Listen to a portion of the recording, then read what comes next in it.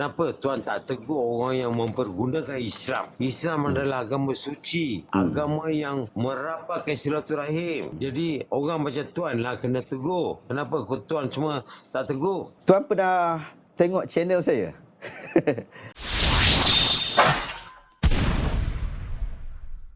Assalamualaikum. Halo Ustaz. Aiwah, apa semangat sangat nak sembang apa? Waalaikumsalam. Saya bukannya Islam, saya Kristian. Okey, silakan Ada tuan. beberapa soalan saya nak tanya. Orang cerita pasal mimpi pasal Nabi, pasal orang cerita pasal Nabi Muhammad. Mimpi pasal Nabi. Ya, teruskan. Alright. So, soalan saya ialah Hadi hari tu Tuan Hadi kata dia mimpi pasal Nabi. Nabi wajah dia nampak hitam lah, sedih lah, macam-macam lah. Lepas tu dia tak apa. Ada seorang lagi pula orang India. Orang India dia bukan Islam pun. Memang Bala. siapa-siapa orang Islam pun, orang bukan Islam pun boleh mimpi pasal Nabi. Tapi dia bukan mimpi sekali. Dia mimpi beberapa kali. Dia kata, dan ceramah tu saya dengar, dia kata dia mimpi beberapa kali pasal Nabi Muhammad. Jadi, Teruskan. jadi soalan saya ialah, kalau orang bukan Islam boleh mimpi pasal Nabi Muhammad beberapa kali, kalau saya mimpi hari ni, esok saya dah dah Masih Islam cakap lah, saya dah jadi saudara baru dah. Tapi orang ni 3-4 berapa kali dia kata dia mimpi, tapi masih Hindu lagi. Tuan Jadi rasa betul ke? Lepas tu orang pas, Tuan rasa dia betul ke mimpi tu? Diam je tepuk tangan. Tuan rasa dia betul ke mimpi tu? Jadi apa pendapat Ustaz? Saya tanya pendapat tuan dulu. Tuan rasa dia betul ke mimpi tu? Dah, mimpi ni syaitan boleh bagi. Okey. Dah, betul. Saya sebagai orang bukan Islam, saya tahu. Jadi, nak dapatkan mimpi tentang Rasulullah ni, Nabi Muhammad, bukan semua orang boleh dapat. Jadi, orang bukan Islam mimpi 3-4, bukan sekali. Berapa kali dia kata. Jadi, orang pas semua tepuk tangan. Bagus dia, cara dia cakap tu, diam je. Jadi, pun saya rasa pelik lah. Kalau saya mimpi pasal Rasulullah, saya dah mengucap dah. Betul. Agak pelik jugalah kenapa Rasulullah Ustaz? Kalau Rasulullah suruh ikut PAS dalam mimpi Bala Subramaniam. Saya tak ingat, tak pasti betul Bala Subramaniam ke Bala saja nama dia, saya tak pasti. Rasanya Bala Subramaniam. Apa dia Bala kan. Kalau dia mimpi jumpa Nabi dan Nabi suruh ikut PAS, maksudnya dia kena masuk Islam lah. Sebab PAS tu orang Islam, Parti Islam se-Malaysia. Kalau dia nak ikut apa yang Nabi, kalau dia percaya itu adalah Nabi dan dia percaya tentang mimpi itu, dan boleh jadilah mimpi itu benar, boleh jadi. Kalau dia percaya dengan mimpi itu dan dia mengikutinya, saya yakin dan percaya memang dia masuk Islam, seperti mana sahabat kita sebut. Mesti dia masuk Islam punya. Dia tak ada jalan lain, mesti dia masuk Islam punya. Kalau dia percaya. Ustaz. Problem dia ya. Ustaz, macam saya sebagai seorang Kristian. Saya baca banyak tentang pasal nabi-nabi semua.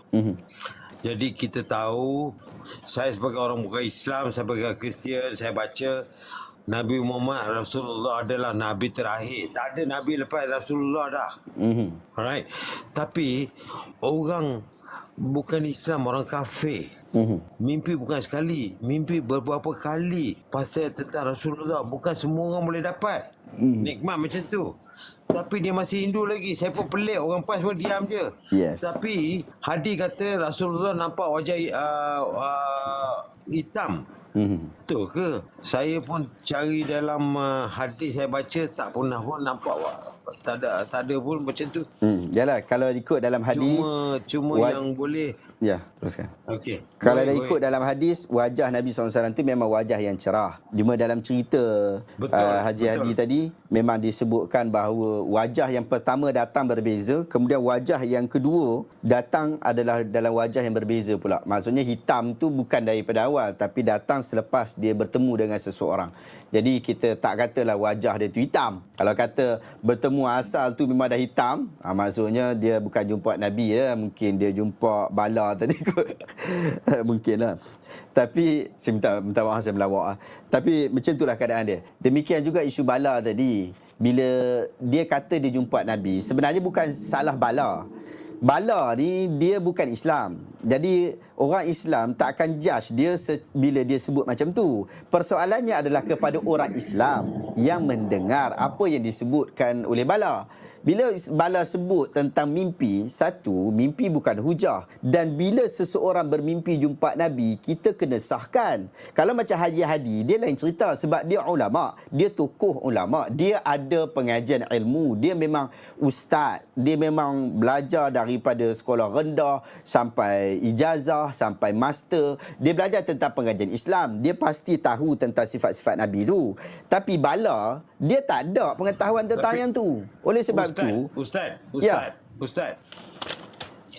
Pokoknya ialah apabila seseorang tu mimpi tentang Nabi, dia tak boleh cerita dengan semua orang semua. Saya mimpi pasal Nabi, betul ke tidak? Dicadangkan begitu. Sangat dicadangkan begitu. Kalau tak macam ni lah, dia akan jadi isu orang berikan interpretation yang berbeza. Kawan ni interpret berbeza, kawan interpret macam contoh, bila dia cerita kepada kita, dia faham bahawa mimpi tu suruh dia pergi bertemu dengan Syiah. Saya pula bila dengar mimpi dia macam tu, saya faham bahawa Nabi tak bagi dia jumpa Syiah. Jadi interpretation tu akan berbeza. Sebab tu tak dicadangkan untuk cerita. Apatah lagi kalau orang bukan Islam duduk dalam pentas politik. Pokoknya ialah kalau kita mimpi pasal Nabi, antara kita dengan Nabi je. Kita dengan Allah. Allah bagi kita satu kurniaan mimpi pasal Nabi antara kita dengan Allah saja. Tak payah cerita satu dunia. Betul ke tidak? Sebaiknya begitu. Baru tak jadi masalah. Kalau macam ni jadi masalah. Lagi masalah bila orang politik macam kes Bala tu, dia adalah menggunakan pentas politik untuk kepentingan politik. Menggunakan agama untuk kepentingan politik. Itu memang jelas. Sebab tu saya nak bezakan di antara isu Bala dengan Haji Hadi yang baru ni cerita. Disebabkan Bala cerita tu, waktu tu memang kempen politik kot. Dan dia setiap kali kempen politik dia mimpi jumpa Nabi. Ini merepek. Pada saya anggap ni merepek. Saya nampak indikator dia tu memang indikator merepek. Saya tak akan kata benar, melainkan ada wajah kemungkinan itu benar. Tapi ni merepek sebab dia tak sifatkan kepada kita Nabi yang dia jumpa, dia cuma sebutkan apa yang disebutkan dalam mimpi. Kemungkinan besar dekat situ bukan Nabi pun, sebab dia tak sebutkan sifat Nabi SAW dalam keadaan dia sendiri pun tidak pernah mengetahui tentang Nabi SAW. Allah Alam. Macam tu lah. Sebab tu Ustaz, orang Hadi kata Nabi nampak muka warna hitam. Saya pun pelik lah, tapi apa yang saya baca, Nabi bukannya warna hitam macam saya orang India atau bukan macam Negro. Betul. Nabi rupanya cerah. Itu apa yang saya baca.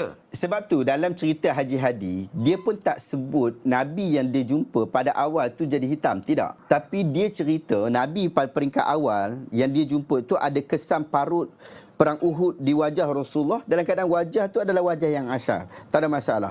Tapi kemudian bila dia, dalam cerita Nabi itu saya ringkaskan, bila Nabi hilang dalam pandangan dia pada waktu tu selepas dia tengok muslimat duk masak ikan darat, talapia dan sebagainya. Selepas tu Nabi hilang. Kemudian Nabi datang balik semula dalam keadaan wajah yang berbeza. Maksudnya berlaku perubahan wajah Nabi SAW daripada wajah yang asal, dia jadi wajah yang hitam. Jadi dalam ilmu tafsir mimpi, yang ni tak ada masalah yang besar, dia boleh ditakbirkan. Dia ada keperluan untuk ditakbirkan. Bukan sifat dia yang asal tu wajah macam tu, tidak. Tapi cuma bila Tok Guru Haji Hadi sebut tu, dia sebut tentang perubahan wajah menjadi hitam. Bukan wajah Nabi asal hitam dalam mimpi, bukan. Dalam kita takbir mimpi selalu juga cerita wajah Nabi berubah. Teruskan. Soalan saya seterusnya. Baru ni ada orang kata kita kalau nak masuk syurga kita kena pangkah. Dulu ada orang kata kita kena pangkah parti PAS baru boleh masuk syurga. Okey, saya sebagai orang bukan Islam, saya nak tanya. Saya dekat-dekat nak mati, saya boleh sebut kalimah syahadah. Okay? Allah akan tentukan ada pasal masa akhirat Hari kiamat Allah akan tentukan saya masuk syurga ke tidak, itu Allah akan tentukan. Semua manusia akan ditentukan oleh Allah. Betul ke tidak? Betul. Ini di dalam perbincangan takdir ataupun ketentuan Tuhan. Ketentuan Allah Ta'ala ataupun ketentuan Tuhan. Tuhan memiliki ilmu bagaimana perjalanan hidup kita. Dia tahu masa depan kita. Dia tahu apabila orang buat begini atau begini, memilih untuk melakukan begini-begini, apakah keputusannya. Tuhan sudah tahu daripada awal dunia ini bagaimana sehingga akhir dunia ini bagaimana. Ini ajaib ilmu Tuhan. Dalam pegangan Islam, kita berpegang bahawa Allah Ta'ala ada satu ilmu yang tidak ada, yang tidak boleh ditandingi. Iaitu, dia ada ilmu sebelum dan juga selepas. Dia tahu semua benda.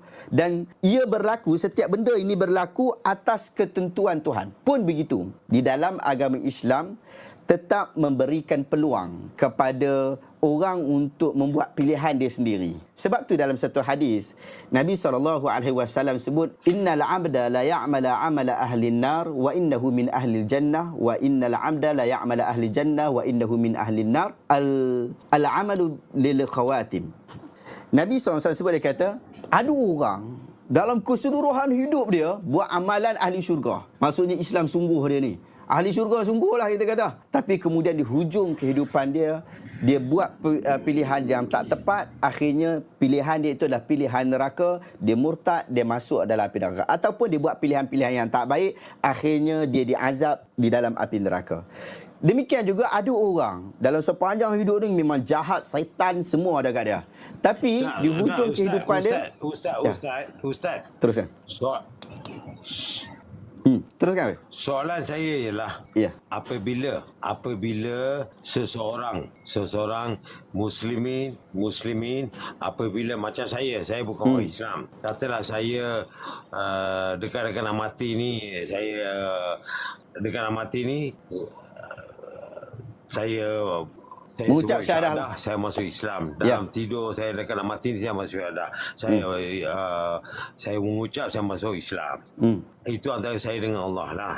Betul. Adakah seseorang itu selepas mati itu dia akan seterusnya terus akan masuk syurga? Atau hari kiamat Allah akan tentukan siapa masuk syurga, siapa tak akan masuk syurga? Allah akan tentukan berdasarkan kepada amalan kita dekat dunia. Macam contoh tadi Tuan sebut, sebelum mati dia mengucap syahadah la ilaha illallah dan dia faham tentang syahadah tu, dia beriman dengan syahadah berkenaan, maka dia masuk ke syurga. Allah Ta'ala akan memberikan pilihan. Allah Ta'ala akan memberikan ketentuan berdasarkan kepada amalan kita dekat dunia. Amalan kita kat dunia tu apa?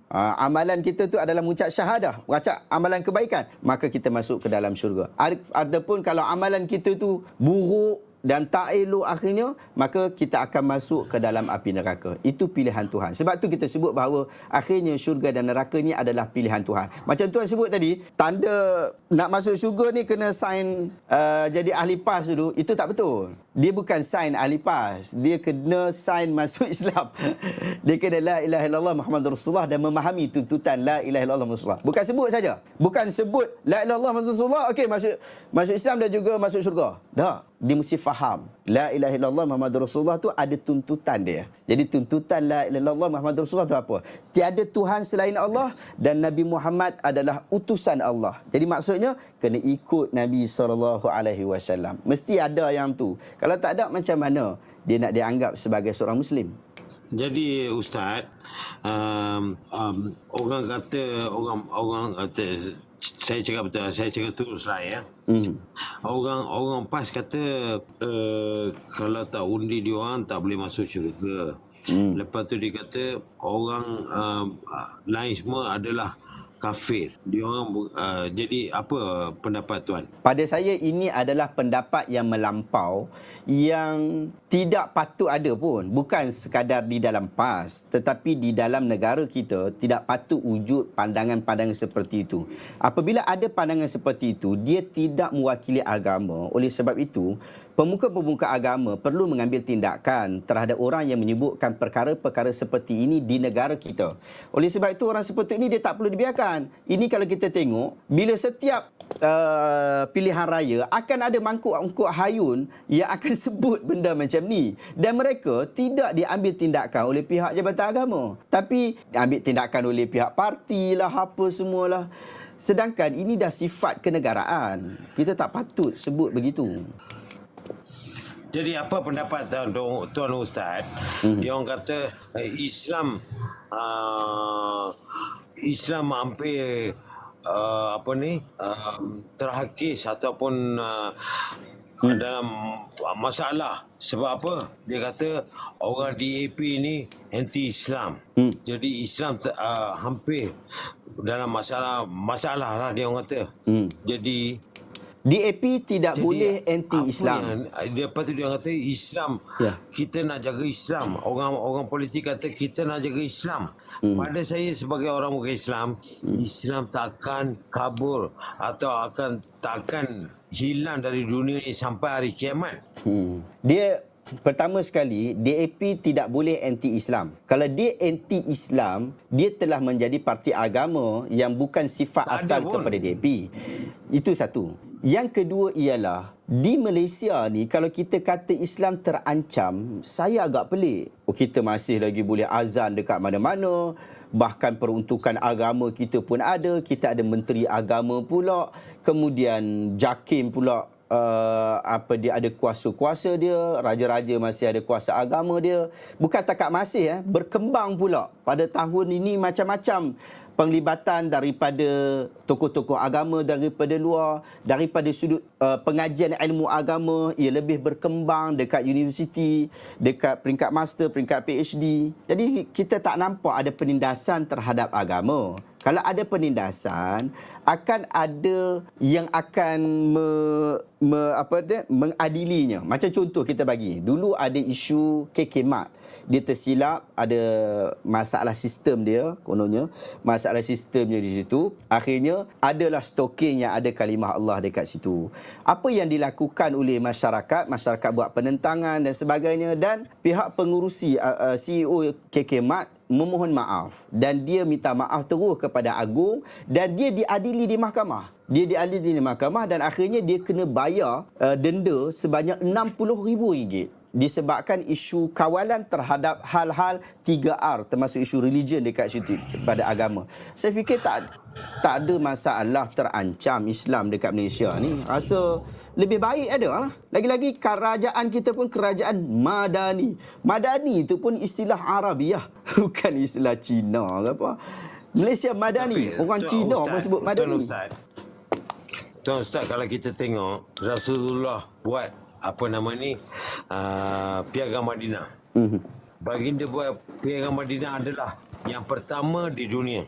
Ya, piagam pertama. Baginda jaga semua suku kaum di Madinah. Ya. Bani Israel, semua orang. Orang Islam, orang bukan Islam, orang kafir, semua baginda jaga. Baginda begitu hebat sekali, Nabi Muhammad. Betul. Jadi, soalan saya ialah, apa pendapat Tuan Ustaz? Boleh tak dipakai guna di sekarang ni, benda macam tu? Piagam Madinah. Piagam Madinah. Seperti mana Nabi Muhammad buat. Ya, Piagam Madinah ni, dia memang khusus untuk kondisi keadaan orang di Madinah. Pada saya, mungkin ada prinsip-prinsip yang kita boleh pakai berdasarkan pada Piagam Madinah. Pun begitu, kita di negara kita, kita ada piagam kita sendiri. Berdasarkan tentang wajah kita sendiri. Sebab Piagam Madinah bukanlah agama yang mesti kita berpanut padanya. Dia adalah satu sistem undang-undang, satu sistem politik yang membantu rakyat Madinah pada ketika itu. Bukan sekadar rakyat Madinah, juga yang sekitarnya, tentang isu bagaimana orang-orang Madinah menjaga negara mereka. Sehingga orang Yahudi, walaupun mereka bukan Islam, orang Kristian, Nasrani yang bukan Islam, mereka juga mempunyai tanggungjawab dan juga hak yang sama dengan orang-orang Islam di Madinah. Adapun kita pula di Malaysia, mungkin ada beberapa prinsip-prinsip di dalam Piagam Madinah kita boleh ambil, tetapi akhirnya perlu disesuaikan dengan keadaan kita di Malaysia. Sebab tu, dalam kaedah Islam kita sebut fatwa berubah, taghayyur bitaghayyuri azminah, bertukar fatwa ini boleh berubah mengikut masa, tempat dan keadaan. Jadi keadaan kita di Malaysia, macam manakah prinsip-prinsip yang sesuai diperbincangkan dan juga dihayati secara bersama. Macam contoh, kita sudah ada agama yang berbeza di sini, kita ada kaum yang berbeza di sini. Bagaimana kita nak buat satu, bukan kita nak buat, maknanya dah ada pun. Bagaimana perlembagaan yang dibuat ini dapat menyatukan kita. Oleh sebab itu sebenarnya kita duduk di bawah satu rukun negara dan cita-cita kepada rukun negara. Yang tu kita perlu sentiasa hadam dan sentiasa hayati. Kalau kita hayati perkara berkenaan, saya fikir daripada sudut keagamaan kita okey, orang Islam boleh hidup bersama dengan orang yang bukan Islam dalam keadaan aman, damai di negara kita. Bahkan memberikan peluang yang lebih besar kepada orang Islam untuk dakwah kepada orang bukan Islam, untuk sama-sama memahami tasawuf. Macam sahabat sebut ni, apa dia, tuan anak Malaysia dekat hari ini, anda punya pemahaman tentang Islam sangat baik. Tidak sama seperti mungkin orang yang tak pernah dengar tentang Islam. Anda tahu tentang Nabi SAW, tentang bagaimana orang nak memeluk agama Islam, bagaimana Allah, bagaimana Rasul. Kefahaman ini adalah kefahaman orang bukan Islam di Malaysia yang membentuk negara Malaysia. Sehingga kita dapat bertoleransi seperti ini, berbicara seperti ini. Saya nak sebut satu peristiwa. Seorang yang bergelar diri dia seorang Islam. Saya tanya dia, apa dia rukun Islam? Dia tanya balik kat saya bukan orang Islam. Dia tanya balik kat saya, apa dia rukun Islam? Saya tak. Lepas tu saya tanya, kenapa awak tanya kat saya? Dia kata dia tak tahu. Saya sebagai orang beriman, saya terpaksa ajar dia apa dia rukun Islam. Allahuakbar. Jadi saya beritahu kepada dia, pergi semayang. Jangan lupa bagi zakat semua. Ini adalah semua rukun Islam. Lepas tu masa tu tarawih, masa tarawih saya kata, awak buat apa duduk sini? Pergi sembahyang tarawih. Jangan duduk sembang dengan saya, balik pergi masjid, pergi sembahyang tarawih. Lepas tu dia kata okey. Dia tak tahu. Jadi soalan saya ialah, Islam itu adalah indah, agama yang suci, agama yang merapatkan silaturahim. Tapi kenapa orang macam ustaz ni yang hebat, kenapa tak tegur salah laku semua, kenapa? Kita cuba untuk memberikan teguran. Yang pertama sekali ialah, kalau ustaz tengok khutbah terakhir Nabi Muhammad SAW, baginda kata apa? Benda yang benda yang bukan yang awak punya kena pulangkan balik. Jadi Nabi Muhammad SAW yang dah bagi tahu dah. Dia dalam Islam. Dia dalam Islam ni, dakwah bukan hanya kepada ustaz sahaja, bukan seorang sahaja. Kita ada komuniti, yang mana komuniti ni saling menasihati antara satu sama lain. Mungkin ada orang seperti yang mana tuan jumpa, dia ni solat pun tidak, puasa pun tidak, bahkan rukun Islam pun dia tak tahu. Bukan takat dia tak tahu, dia tak amalkan pun. Jadi dia memang betul-betul tak ada pengetahuan. Dalam Islam kita menganggap ia adalah tanggungjawab komuniti, yang mana komuniti ini perlu memberikan satu suasana yang baik supaya umat Islam terus berada di dalam agama yang baik. Oleh sebab itu, bila ada orang tak tahu, kita akan sentiasa memberitahu. Kalau pada saya, kalau orang tanya saya, biasanya orang tak akan tanya soalan-soalan yang, Ustaz, solat wajib tak? Ustaz, zakat wajib tak? Yang ni tak payah tanya saya, sebab semua orang Islam mengetahui tentang hal ni dan mereka ada tanggungjawab untuk berdakwah dan juga mengajak orang lain untuk melakukan perkara yang sama. Salat, puasa, zakat, haji, umrah dan seumpama dengannya. Jadi yang tu dia orang tahu. Cuma biasa kalau ustaz-ustaz macam saya, kita akan pergi kepada isu yang lebih kritikal. Macam contoh isu kesesatan, isu GISB yang nampak macam Islam ke tak Islam ke, yang ni kita pergi ke arah itu, ataupun penustaan kepada Rasul SAW dan seumpama dengannya, macam isu PAS, mewakili Nabi. Kata Nabi suruh undi sekian-sekian masuk Islam, nak masuk syurga kena undi PAS. Kita dah buat reaction pun. Saya sendiri telah buat reaction berkaitan tentang hal berkenaan. Views juga ramai dan kita berharap dakwah itu sampai. Dan kadang-kala mereka ini lakukan bukan disebabkan mereka nak buat jahat. Kadang-kadang terlepas cakap, semangat sangat. Waktu bercakap tu dia terlepas cakap. Jadi yang tu kita perlu berikan teguran disebabkan dia secara dia abroad secara lebih luas. Wallahu taala a'lamu bisawab. Clear akhi? Clear tuan? Okey. Cantik. Tuan Ustaz, Ya. saya nak tanya. Ada satu ustaz, seorang lagi ustaz, doktor. Okey. Dia kata kalau isteri tak dapat haid, tak dapat haid, dia kena hisap janggut dia. Ha? Video dia saya ada lagi. Dia kena benda? hisap janggut dia, insya-Allah haid isteri dia kena dia dapat enzaim daripada suami dia, dia akan dapat balik Zaid pula. Haid dia. Period dia akan dapat balik. Itu mangkuk Lepas tu hayun. dia kata, saya ada video tu, seorang doktor, seorang ustaz. Merepek. Dia tu Dia kata merepek. apa? Lepas tu dia kata kalau semua lelaki kena adakan janggut panjang. Jadi saya tanya, soalan saya ialah kalau anak dia dapat haid, nak isap janggut siapa? Astaghfirullahalazim. Itu merepek. Dia tak ada jalan agama dalam tu. Itu semua sama ada dia tak tahu, dia tak buat tahu, ataupun Jadi, dia tahu soalan tapi saya dia ialah, buat perangai. Tak, saya ada video tu, saya ada. Iyalah sebab tu kita kata tu, kalau betul benda tu berlaku, maksudnya dia tu mangkuk hayun lah, menunggang agama. Merepek tu. Lepas tu bila saya tanya satu grup lain, dia orang marah saya. Dia kata awak keling. Dia orang kata awak keling. Kenapa awak tanya benda-benda ni semua? Lepas tu saya kata, benda ni di hadis ada ke? Tunjukkan saya di hadis. Di Al-Quran di mana? Saya sebagai orang Islam, bukan Islam, saya nak tahu. Kena isap janggut suami dia dan ada pakaian apa ni, enzaim. Dia kata kena isap.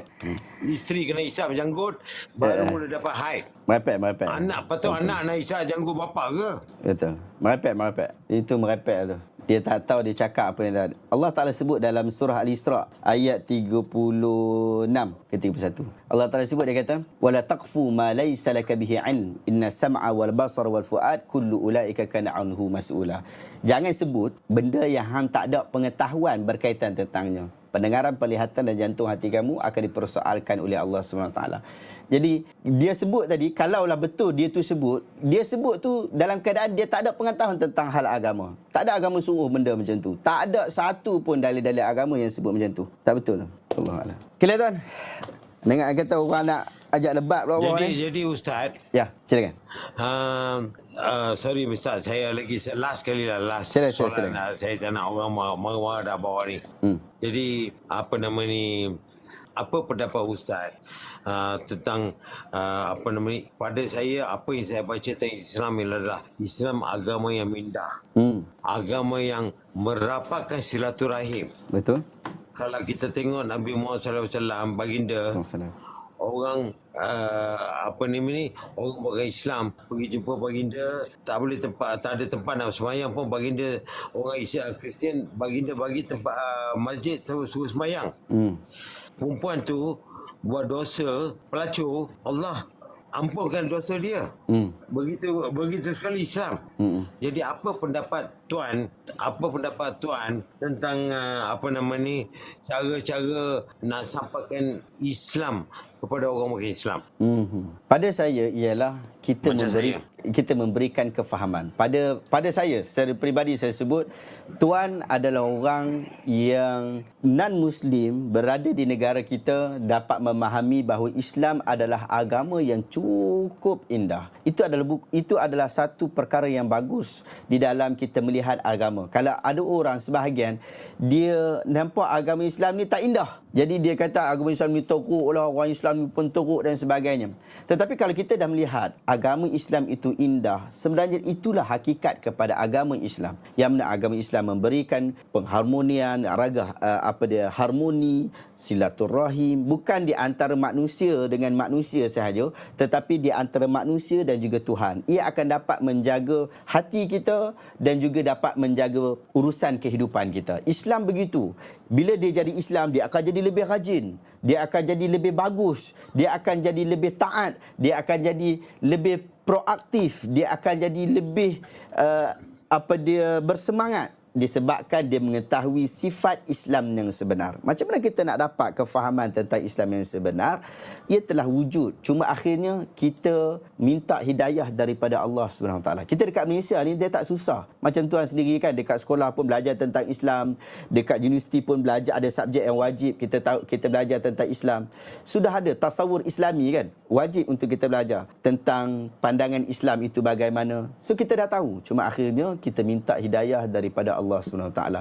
Kadang-kadang orang mungkin sukar untuk menerima agama kerana dia merasa ada benteng kepada agama ini. Ada persoalan yang masih lagi ada dalam kepala otak dia yang tidak terjawab. Oleh sebab tu kita ajak kepada orang bukan Islam. Kami hanya mampu untuk ajak orang untuk memeluk Islam. Saya hanya mampu untuk ajak tuan untuk memeluk agama Islam. Tetapi saya tidak ada kemampuan untuk memaksa tuan untuk memeluk Islam. Akhirnya, ia adalah di antara tuan dan juga Allah SWT. Itu saja. Minta hidayah kepada Allah SWT. Allah Ta'ala berikan hidayah kepada tuan dan juga orang yang non-Muslim yang mahu untuk memeluk agama Islam. Sebahagian kita bukan isu memahami agama, tetapi mungkin isu hidayah yang Allah Ta'ala tak beri. Saya masa nazak pun saya boleh sebut, okey, saya boleh terima Allah. Masa nazak pun saya boleh terima Allah. Jadi soalan saya lah, apa nasihat tuan pada orang-orang yang macam tuan ni begitu famous? Kenapa tuan tak tegur orang yang mempergunakan Islam? Islam adalah agama suci, agama yang merapatkan silaturahim. Jadi orang macam tuan lah kena tegur. Kenapa tuan semua tak tegur? Tuan pernah tengok channel saya? Orang tak suka Syahabuddin Ahmad ni. Syahabuddin Ahmad ni adalah orang yang kuat tegur orang. Apa isu yang saya tidak tegur yang melibatkan penistaan kepada agama? Apa isu yang saya tidak tegur? Saya rasa saya dah cuba untuk tegur. Oleh sebab tu saya ajak untuk tuan tengok video-video saya. Dalam kempen saya adalah, kempen saya yang ramai orang tahu, saya rasa ramai kat sini pun tahu, iaitu memandaikan umat dengan ilmu. Iaitu kita nak ajak orang pergi mengetahui tentang agama, berilmu, dan kita memberikan teguran-teguran kepada perkara yang melibatkan penistaan kepada agama, pemalsuan terhadap agama, pembohongan terhadap agama. Saya bukan ahli PAS, saya bukan ahli PH, saya bukan ahli-ahli politik. Teguran kita kepada ahli politik yang berkaitan tentang agama juga ada. Kaitan kepada orang-orang yang tidak berkaitan dengan politik, ahli-ahli perniagaan berkaitan agama juga ada. Dan kita bermohon kepada Allah SWT moga ia diiktiraf sebagai satu amal kebaikan yang telah kita lakukan. Moga begitu. Saya ajak tuan untuk tonton channel kita, tengok video-video saya, termasuk yang ada dekat YouTube. Anda tengok di sana. Sekarang kita ada video reaction lebih daripada 1,000 video. Kita ada lebih daripada 20,000 video di dalam channel saya sendiri. Mungkin boleh tengok macam mana yang kita lakukan cubaan untuk kita menjadi salah satu daripada mata rantai dakwah, insya-Allah. Terima kasih banyak tuan. Semoga Allah Taala mudah urusan, insya-Allah. Terima kasih banyak. Boleh tak tuan Ya. WhatsApp kat saya? Sebab apa? Banyak ustaz saya tanya dia orang marah. Jangan risau, saya adalah orang yang tak marah. Soalan yang pelik-pelik. Lagi pelik lagi saya suka. Dia kata saya keling lah, awak bukan Islam lah, macam-macam dia orang marah saya. Tapi saya tanya soalan yang bernas. Tapi saya tengok selain daripada apa nama ni di Perlis tu, Mazhar standard, okey, saya setuju dengan dia. Saya bercakap phone dengan dia, saya okey. Tapi salah seorang ialah tuan, saya suka dengar tuan cakap. Mungkin tuan boleh private WhatsApp saya nombor phone, saya nak jumpa dengan tuan, kita nak jumpa, insya-Allah. Boleh tuan boleh DM saya dekat TikTok ni. Boleh DM ni, ada komen tu kan. Nanti admin saya bak maklum dekat saya, nanti dia bagi nombor kat situ. Mudah, insya-Allah. InsyaAllah saya di antara orang yang terbuka, tak ada masalah. Kita boleh sembang-sembang. InsyaAllah kita jumpa lagi. Kalau panjang umur kita jumpa. Amin ya rabbal alamin. InsyaAllah kita jumpa. Terima kasih banyak tuan. Terima kasih banyak. Terima kasih. Okey, terima kasih banyak. Assalamualaikum.